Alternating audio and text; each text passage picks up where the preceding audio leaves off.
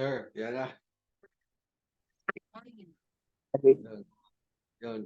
Lastly, yung sinabi niyo po kanina, radio will remain, particularly the AM. So, sa ito pala, no, follow-up question lastly. Yung, di ba, gaya po sa amin, dun sa school na pinanggalingan ko po, Mhm. po enrollee sa broadcast journalism. Mga meron po ba kayong mga parting words for us, especially yung mga nag-a-aspire na maging radio practitioner or yung mga late bloomers na kagaya ko na hanggang ngayon ay hindi pa rin sinasara ang pintuan sa industriya. Siguro sa panahon to, marami naman nagbago sa industriya ng pag-radyo. Pero kung talagang yun yung calling, sabi nga, uh, taking from Sir Mike itself, sinabi niya na, mahalin mo yung radyo. Kasi ito yung passion, yung pagiging media mo, pagiging broadcaster mo. Hindi yung sa monetary consideration, monetary makukuha mo, kundi yung serbisyo may bibigay mo sa tao. Kung monetary lang ang hinahanap mo, hindi broadcasting, hindi radio reporter. Siguro, pwede kang mag-call center o kayo mag-advertising, which is sabi nila nandun ang pera. Pero kung hanap mo is pagsiservisyo sa tao, pagbibigay ng impormasyon, paghubog ng isang komunidad, ng isang tama na komunidad sa pamagitan ng pagbabalita. Ito yun. Diba? Taga lang. Diba? Ako, 30 years, madami ng napagdaanan. Pero nandun pa rin ako. Diba? Di man ako mayaman ngayon. I'm happy for what I'm doing. Kasi ito yung calling ko siguro na maging isang instrumento ng paghatid ng impormasyon sa tao, tamang impormasyon na maaaring makabuo ng decision para sa kanila, buo ng desisyon para sa kanilang sarili, para sa kanilang komunidad, para sa ikagaganda ng lipunang kanilang ginagalawan. Yun lang yun.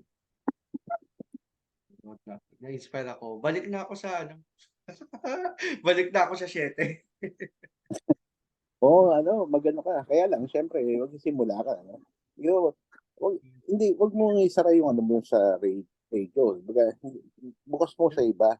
Bukas mo sa ibang perspective. Hindi lang pagiging sa broadcasting.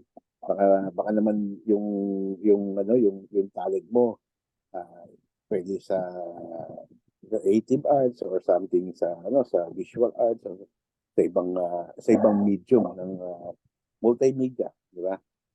Kasi pero kung bukas pa naman tong industriya. Ang dami nga lang napapasok ngayon, wala silang background sa mga broadcast eh. Maraming gusto, di ba? Maging broadcaster. Yung iba, hindi nga nakatapos ng journalism, hindi nakatapos ng broadcasting, hindi nakatapos ng communication arts. Based on experience, nandiyan sila sa field din. How about dun sa mga natapos? How about dun sa mga nabigyan ng proper education, di ba? Sila dapat naman na dun. Di ba? Talagang yung spill nyo sa DCWB parang nabago na, no? Hindi na yung wala na. Wala na. Tinanggal na Sir Mike yan 2 years ago yata. 2 years. Kasi yun tagal na yung nung walang iwanan is panahon pa ng Yolanda yun, 2013, 2014, 2016, 2017, wala, hindi na kami na gano'n. Yun ang kasi may na-identify ang radio station dun sa kanilang extra. Saka yung kanilang, kumbaga yun yung trademark nila. Diba? Dati kasi, before, the DCWB is Bisig Bayan, tapos yun, naging Super Radyo, tapos, naging Super Radyo siya, kay Sir Mike na. Yung siya na nakaupo, Vice President. Bigla ko pa rin na-miss lahat. Maraming salamat, Sir Rod. Thank you No, very much. I hope na makatulong. Malaking Diba? tulong po ito. Again, mga classmates, Rules, yan ulit si Sir Rod Vega, ang ating kapuso sa GMA Super Radio DZWB.